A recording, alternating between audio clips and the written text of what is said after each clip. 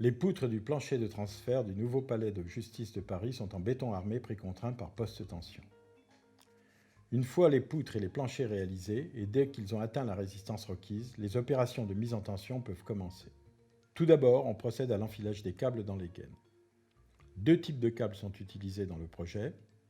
Des câbles 12 torons de 15,7 mm de diamètre et des câbles de 19 torons de 15,7 de diamètre également. Tous les câbles sont mis en tension d'un seul côté.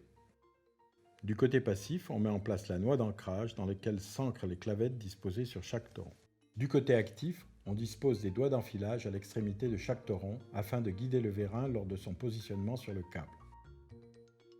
Des fourches sont utilisées pour écarter les torons afin de faciliter également le passage du vérin. Le vérin est ensuite mis en place. Dans notre cas, il s'agit de vérins annulaires qui permettent de tendre tous les torons en même temps. Un index est positionné sur un toron et servira comme point de repère pour la mesure de l'allongement du toron. La mise en tension proprement dite peut commencer. On cherche à tendre le câble à 0,8 FRG, ce qui correspond à une pression de 550 bars dans le vérin.